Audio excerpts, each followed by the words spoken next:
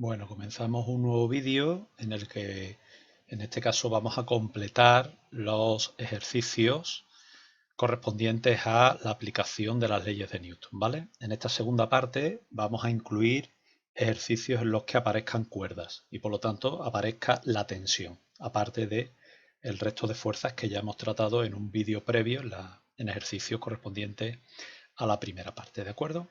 Bien, vamos a pasar a ello. En el ejercicio 1 nos piden que calculemos la aceleración del sistema y la tensión de la cuerda del sistema. Como podéis ver, todavía no está proyectado. No está proyectado todavía porque primero quiero hacer una aclaración que vamos a aplicar a todos los ejercicios, pero que yo la voy a repetir, pero no va a aparecer, ¿de acuerdo? Y es que nosotros estamos trabajando todo este ejercicio y estamos hablando de dinámica de una partícula. En el caso de que aparezcan cuerdas y poleas, como va a ser los ejercicios que vamos a ver, para nosotros la polea única y exclusivamente lo que va a hacer es cambiar la dirección del movimiento, ¿de acuerdo? Y toda la masa de la polea va a estar concentrada en un punto, porque si tuviésemos en cuenta la forma de la polea, estaríamos en dinámica de un sistema de partículas, ¿de acuerdo? Y otra cosa importante es que la cuerda, ¿de acuerdo? No va a cambiar o sea, no vamos a tener en cuenta la masa de la cuerda en los ejercicios, que estrictamente habría que tenerla en cuenta. Que el hecho de que no tengamos en cuenta la forma de la polea va a hacer que la tensión a ambos lados de la polea vamos a considerar que vale lo mismo, ¿vale? Pero recuerdo lo que os digo siempre. Siempre que resolvamos un ejercicio hay que saber las condiciones en las que la estamos resolviendo. En este caso estamos en dinámica de una partícula y las consideraciones que vamos a hacerlas se van a hacer en referencia a eso. ¿De acuerdo? Bien, vamos al sistema que se nos propone. En este caso lo que tenemos es lo que se conoce como la máquina de Hagbot, es decir, una polea, una cuerda que une dos objetos, ¿de acuerdo? Y se mueve. Y pide cuánto vale la tensión de la cuerda y la aceleración del sistema. Si nos fijamos en el dibujo, vemos que tenemos dos objetos, un objeto A de 20 kilogramos y un objeto B de 10 kilogramos.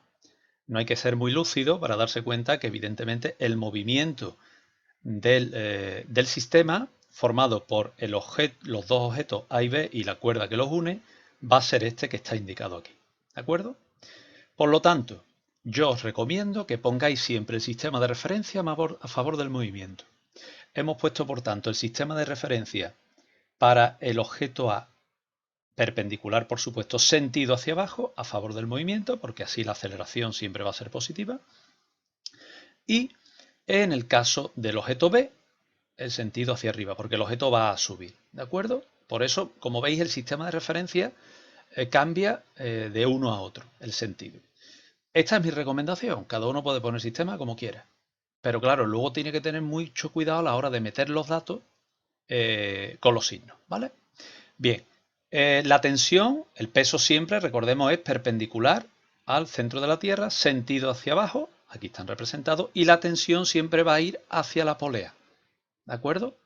Por lo tanto, dependiendo de cómo yo ponga el sistema de referencia, pues la tensión tendrá signo positivo o negativo y con el peso pasará exactamente igual.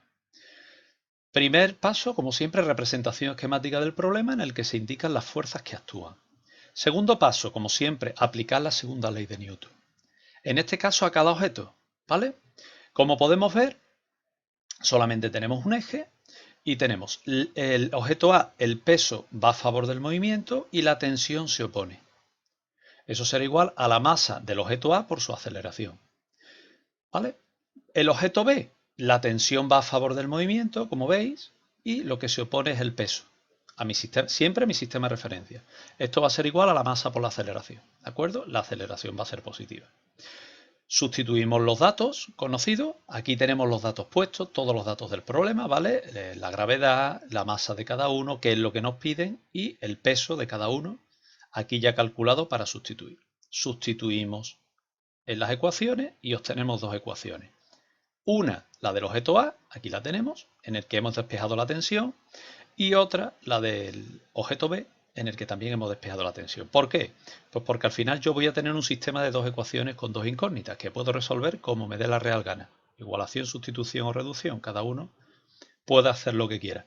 Pero bueno, en este tipo de ejercicio es más fácil despejar la tensión e igualar. Entonces yo lo resuelto por igualación. Pero repito, a partir de aquí, una vez que ya tengo mis ecuaciones, ¿vale?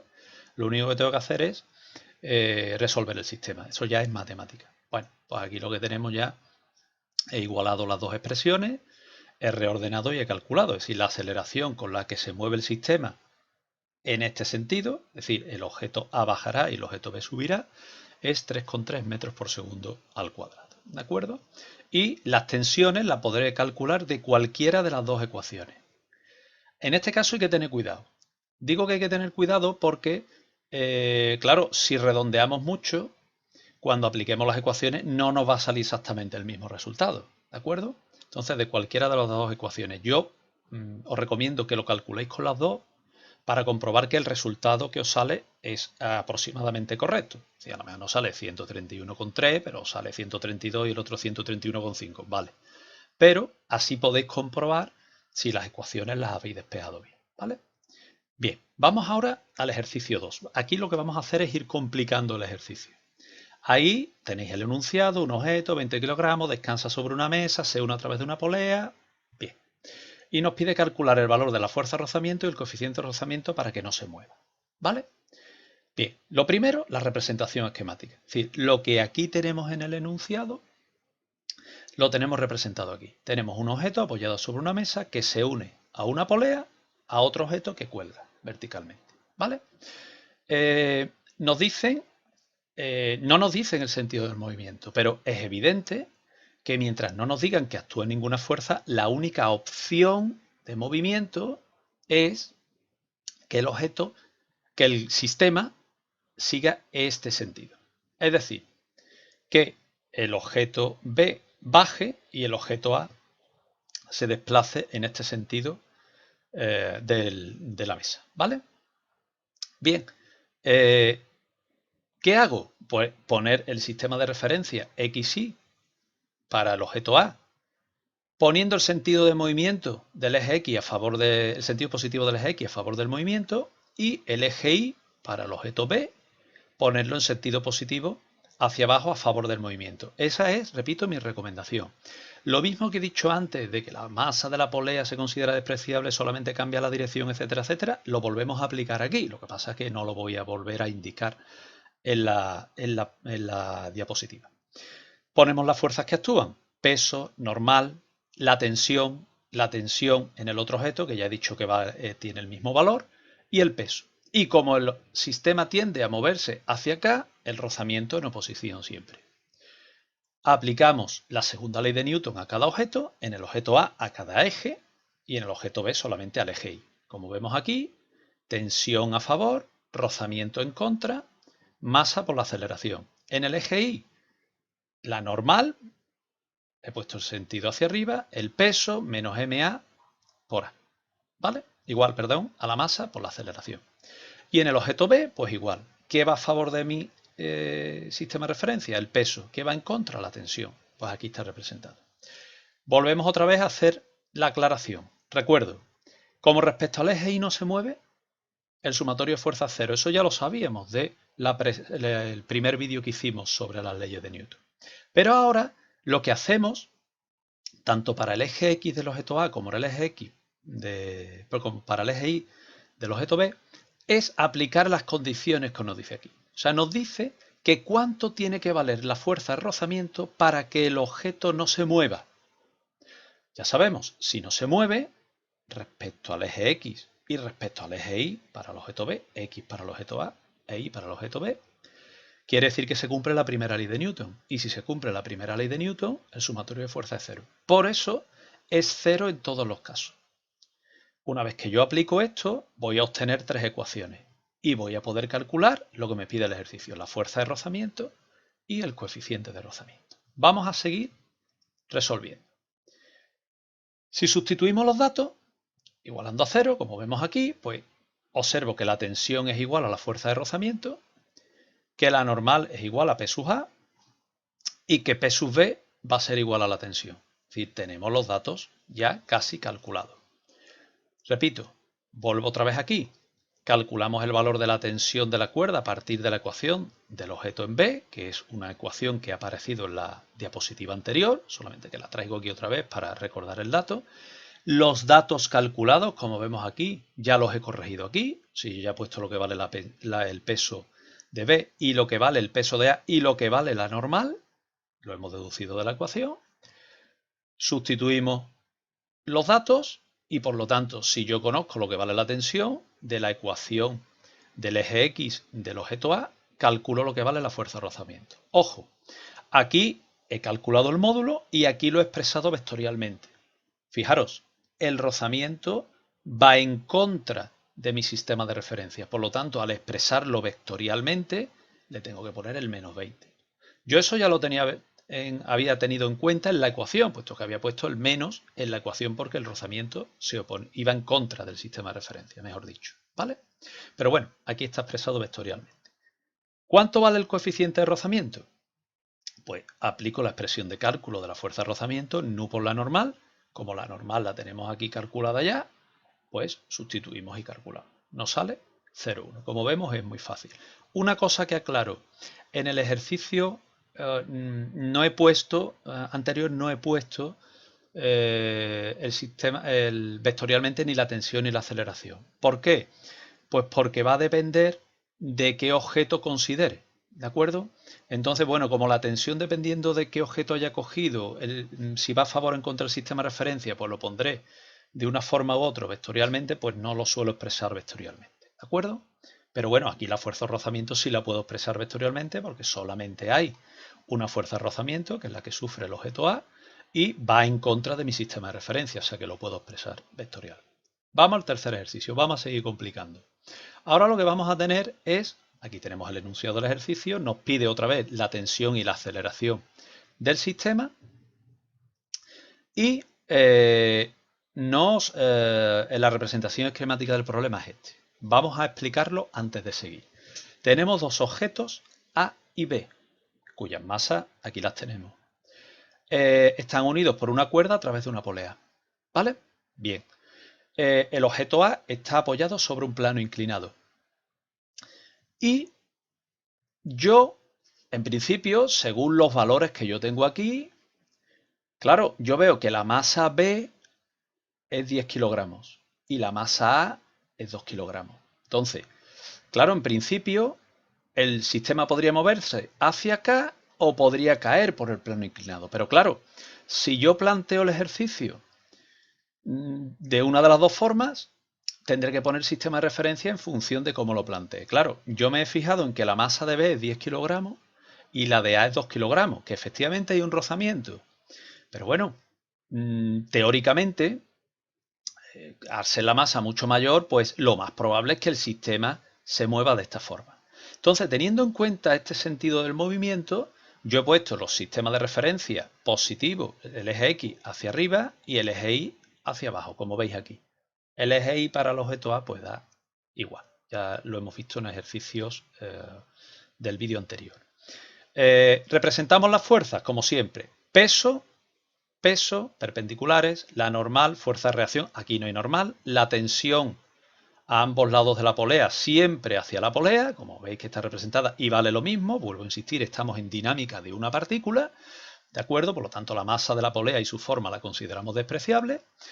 Y el rozamiento, como veis, sentido hacia abajo, porque el movimiento lo he considerado que va a ser así. Si hubiese considerado el movimiento en sentido contrario, el rozamiento iría hacia arriba, ¿vale? Según lo que nos salga de los cálculos realizados, podremos decir si la suposición que hemos hecho, si la hipótesis que hemos planteado de que el sistema se mueve así es correcta o no. Si no, habría que plantear el ejercicio otra vez, considerando que el sistema se mueve en sentido contrario. Vale. Descomponemos el peso hay que descomponerlo. Vuelvo a recordar que el ángulo correspondiente al plano inclinado, alfa, que está aquí representado, 30 grados, es el que forma el peso con la componente Y. ¿De acuerdo? Mucho cuidado. Aquí tenemos la descomposición, ¿vale? Y por lo tanto, la componente X del peso va con el seno y la componente Y del peso va con el coseno. Mucho cuidado con esto. Estos cálculos previos, como ya he dicho, es preferible que los pongáis aquí para que digamos, todo lo que es la parte de la resolución y la explicación la hagáis sin tener que hacer cálculos intermedios. ¿Vale?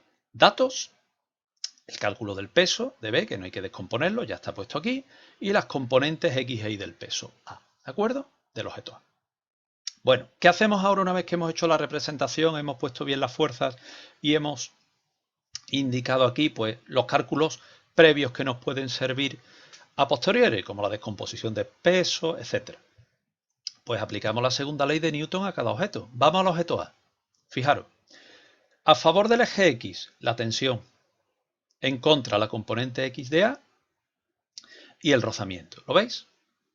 Igual a la masa por la aceleración. En el eje Y, como he puesto el sentido positivo del eje hacia arriba, la normal positiva y lo que se opone, lo que va, perdón, no es que se oponga, va en sentido contrario la componente Y. Como siempre, pues como respecto al eje Y, como podéis ver, aunque esto suba por este objeto A suba por el plano inclinado, no se va a mover, no va a cambiar su posición, pues el sumatorio de fuerza va a ser cero. Y por lo tanto, yo voy a poder calcular la normal a partir de esta ecuación. Como veis aquí, igual a 0, despejo y calculo lo que vale la normal. La normal va a ser igual a P sub I y tenemos este valor. En el objeto Y, pues simplemente a favor del sistema de referencia el peso, en contra la tensión y será igual a la masa por la aceleración, que la pongo positiva porque teóricamente el sistema se va a mover hacia acá. ¿De acuerdo? Bien. Seguimos. Aquí mantengo la representación esquemática y he indicado aquí aquellos datos que me van a servir para la segunda parte del ejercicio, ¿vale? Los datos generales y los cálculos intermedios que hemos hecho, como por ejemplo el cálculo de la norma. Vamos a calcular la fuerza de rozamiento. Calculamos la fuerza de rozamiento, que es nu por la normal. Aquí está, 1,73. Y ahora, pues lo que hacemos es sustituir los datos en las ecuaciones del eje X del objeto A y del eje Y del objeto B. ¿De acuerdo? Sustituimos los datos y reordenamos. Como nos piden que calculemos la tensión y la aceleración, nos va a volver a quedar un sistema, como veis aquí. Un sistema con una ecuación que está aquí y otra ecuación que está aquí. Que lo podéis resolver como queráis. Igualación, reducción o sustitución. Vuelvo a insistir. Lo que pasa es que aquí pues parece más cómodo despejar la tensión e igualar. Despejamos la tensión, yo lo he resuelto así, repito, cada uno que lo haga como quiera. Igualamos las expresiones, como veis aquí, y calculamos la aceleración. Y después, a partir de cualquiera de las dos ecuaciones, calculo la tensión. Repito, como la aceleración me ha salido positiva, quiere decir que el planteamiento que hemos hecho es correcto. Es decir, el sistema se mueve en esta dirección. En este sentido, perdón. Si nos hubiese salido negativo el cálculo, quiere decir que lo que hemos planteado no es correcto.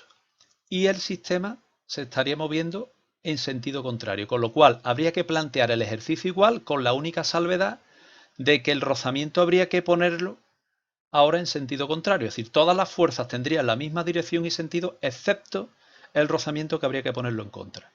Y yo personalmente cambiaría el sistema de referencia para que os fuese más fácil, ¿vale? Bueno, en este caso no ha sido necesario. Podríamos expresar vectorialmente la aceleración. ¿Por qué? Porque tanto para el objeto A como para el objeto B hemos puesto el sentido positivo del movimiento. ¿Pero qué ocurre?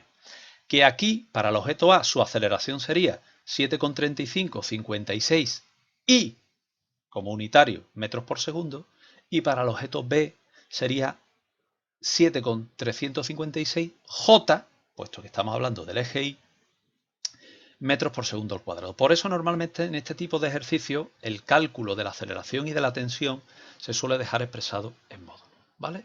Porque, como veis aquí, si lo expreso vectorialmente la tensión, ¿qué la expreso? ¿Con este sistema de referencia o con este? Entonces sería un poco liar el problema, ¿vale?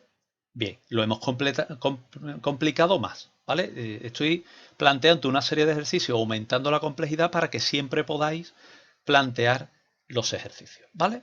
Bueno, y vamos al último en el que lo vamos a complicar un poquito más. Aquí tenemos la representación, lo que nos dicen que tenemos que hacer y calcular, y los datos que nos dan. Bueno, pues aquí tengo dos objetos que están cada uno apoyados en un plano inclinado con diferentes ángulos y están unidos a través de una polea, ¿vale? Aunque veáis aquí muchos datos, no es difícil. Bien, el objeto B tiene una masa de 15 kilogramos, y el objeto A de 5. Entonces, como además, fijaros, el ángulo que forma este objeto con el plano inclinado es mayor que si unimos que la masa es mayor y que el ángulo del plano inclinado es mayor, parece lo más lógico es que el sistema, si se mueve en este sentido. Entonces yo he hecho el planteamiento del problema considerando la hipótesis de que el sistema se mueve en este sentido. ¿Vale? Bien, teniendo en cuenta eso, siempre sentido de movimiento, el eje positivo. ¿Veis? Los dos ejes X a favor del movimiento. El eje Y, pues, como estamos en una representación cartesiana, pues lo más cómodo, como ya he dicho en otras ocasiones, poner el sentido hacia arriba. El que lo quiera poner hacia abajo por gusto, que lo haga. Representamos las fuerzas para cada objeto. Normal, tensión, peso, ¿vale? Y descomponemos el peso. Recuerdo, el ángulo que forma el plano inclinado es el mismo ángulo que se corresponde con el peso con la componente Y. Y aquí va a pasar igual, exactamente igual. El rozamiento se opone al movimiento. ¿Cómo se opone al movimiento? Si consideramos que el movimiento va hacia acá, el rozamiento va hacia allá. Para este objeto, aunque no lo parezca, es igual que aquí. El rozamiento se opone al movimiento, la tensión hacia la polea, la normal, el peso y las dos componentes del peso. El ángulo correspondiente al plano inclinado es el mismo que forma el peso con la componente Y, con el eje Y. ¿De acuerdo? ¿Vale? Bien. Vamos a los datos. Aquí están todos los datos. Nos dan la gravedad, la masa de cada uno, el coeficiente de rozamiento con los planos, el ángulo que forma cada uno de los planos inclinados y nos piden la tensión y la aceleración. ¿Vale? ¿Qué he hecho aquí? Pues lo que os he dicho. Descomponemos el peso de ambas masas en sus componentes cartesianas. Aquí está hecho. Recuerdo, peso, la px con el seno, la pi va con el coseno por trigonometría. Aquí están hechos los cálculos, ¿vale? Aquí el ángulo era 45 grados, ya sabéis que seno y coseno pues vale lo mismo, pero bueno, hay que tener cuidado. Continuamos con el ejercicio porque, repito, lo que nos pide es calcular la tensión y la aceleración del sistema. Hemos hecho la representación, hemos puesto los datos y ahora, como siempre, segunda ley de Newton. Mantengo la representación esquemática para que se vean las ecuaciones que hemos obtenido. ¿Vale? Aquí hay un pequeño hueco, pero ahora veréis por qué. Objeto A, eje X, a favor la tensión, en contra rozamiento y la componente X del peso. Eje Y, a favor la normal, en contra el sistema de referencia PI, igual a masa por A. Objeto B, pues igual, a favor PXB, en contra la tensión y el rozamiento, a favor la normal, en contra la componente I del peso. Y eso será igual a la masa por la aceleración. ¿Qué ocurre? Que como se cumple la primera ley de Newton, al no moverse las masas respecto al eje Y, ¿de acuerdo? Pues el sumatorio de fuerza es cero, por lo tanto no está acelerado. Por eso igualamos a cero. Y de aquí, de estas ecuaciones del eje Y, obtenemos el valor de la normal, siendo la normal de A 43,3 newton y la de B 106,1 newton. ¿Vale? Esos son datos que vamos a seguir utilizando ahora. Y vamos a coger las ecuaciones correspondientes. Seguimos. Calculamos las fuerzas de rozamiento. Será igual, como ya sabemos, nu por la normal. Para el objeto A, la fuerza de rozamiento será este y para el objeto B será este. ¿Vale? Bien. Y ahora lo que hacemos es sustituir en la ecuación del eje X para cada uno de los dos objetos los datos conocidos, porque necesitamos calcular la tensión y la aceleración. Cuando hacemos eso, veis aquí la del eje X para el objeto A y la del eje X para el objeto B, nos salen estos datos y yo lo que he hecho otra vez es despejar la tensión porque me resulta más cómodo. Pero insisto, mi sistema estaría formado por estas dos ecuaciones y que cada uno la resuelva como quiera. Otra opción, ¿vale?, que se utiliza mucho es sumar las dos ecuaciones. Si sumamos las dos ecuaciones se va la tensión y sale la aceleración también. Podéis hacer lo que queráis, ¿de acuerdo? Cada uno que lo resuelva como quiera, porque esto ya, repito, es matemática. Bien, una vez que hacemos esto, igualamos. Despejamos, igualamos la tensión, igualamos las dos ecuaciones, reordenamos y calculamos, ¿de acuerdo? Hemos calculado la aceleración, sale 3,68 metros por segundo. ¿Eso qué quiere? Por segundo al cuadrado. ¿Eso qué quiere decir? Quiere decir que el planteamiento que hemos hecho es correcto. Si hubiese salido una aceleración negativa, quiere decir que el sentido del movimiento que hemos considerado es incorrecto y habría que plantearlo al revés, en el que todas las fuerzas seguirían teniendo la misma dirección y sentido que hemos indicado antes, excepto que habría que cambiar el rozamiento, ¿vale? Porque al moverse en sentido contrario, el rozamiento habría que modificarlo. Y de cualquiera de las dos ecuaciones calculamos la tensión. Repito, fijaros aquí, yo he procurado mantener un número de decimales y redondear lo mejor posible. Y aún así, fijaros cómo hay una ligera variación. Evidentemente, esto es correcto, ¿vale? Porque claro, el redondeo provoca que nos salgan los dos resultados idénticos. Pero yo os recomiendo que sustituyáis en las dos ecuaciones, porque si os sale 45,57 pero en el otro sale 83,2, evidentemente es que ha habido un problema de resolución. Pero si los resultados salen prácticamente idénticos, evidentemente es que el problema lo habéis hecho bien y simplemente yo lo que he puesto aquí, que bueno, pues que aproximadamente son unos 46 newton, por redondear, la tensión. ¿De acuerdo? Bueno, con esto finalizamos este segundo vídeo de resolución de ejercicios de las leyes de Newton, en el que hemos introducido los cuerpos enlazados, y espero que con la secuencia en el que hemos ido complicando la resolución del ejercicio, pues os sirva para resolver y para hacer los ejercicios que os encontréis de este tipo de problemas. ¿De acuerdo? Bien, con eso finalizamos el vídeo.